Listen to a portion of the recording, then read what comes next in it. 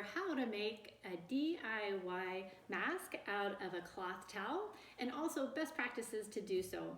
First, we want to begin by cleaning our space. Surgical masks are made in a sterile environment. While we can't do that, we can do very close, or we can do our best. So start with cleaning your surface with some kind of antimicrobial cleaner, and then also don't forget your tools. Clean all of your tools on any surface that will touch. We're also going to begin with scissors, wire cutters, paper clips, just regular office paper clips, 4-inch zip ties, rubber bands. If you stretch it, it will be about 3 to 3.5 inches, scotch tape, a stapler. Begin with taking your cloth towel, folding it in half to find the center. Once you do that, take a paper clip. This is going to be our nose piece. So we're going to unbend that, similar to here. Place that right in the center of your paper towel that you have marked with your fold.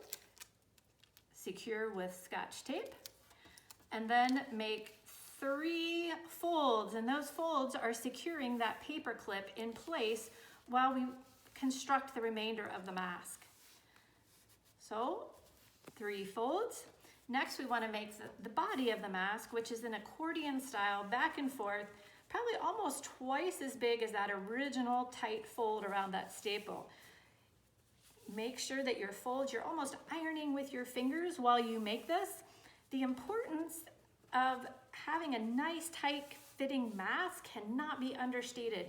Breathing all of the air that comes through and is able to be filtered through the mask is the key to that mask. So having that best fit is definitely best practice for keeping everyone healthy. You can accordion style all the way down. You have this. Now we're going to take our stapler, and you can pre-mark 1.25 inches there. Take and make 1 staple on one side and then on the other.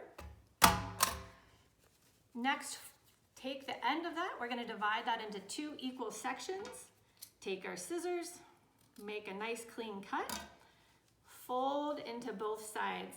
Now we're going to make the loops on the side. So take a rubber band, put it all the way around, and we're going to secure that in place by folding these back. We can actually make 2 different sizes of mask. For a larger face or a larger mask, we want to just have that one-time fold over and then secure like this. For a medium-sized mask, or for someone, for instance, best fit for my face is to actually take this, twist, take one side back on top. So then you're looping that again. You can see how that's now smaller.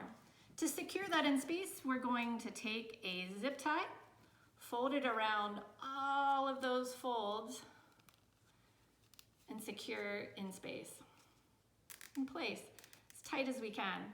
You can see now we've got a nice tight fitting mask. We can open these up, utilize that paper clip for that nose hold, just like that. You can also wear this mask, wear the first one. As you make the rest of the mask, you'll know that you're not breathing on them and they'll stay clean, and also it'll keep you from touching your face. So, hope this was helpful, and best of luck to you. Stay safe, and thank you.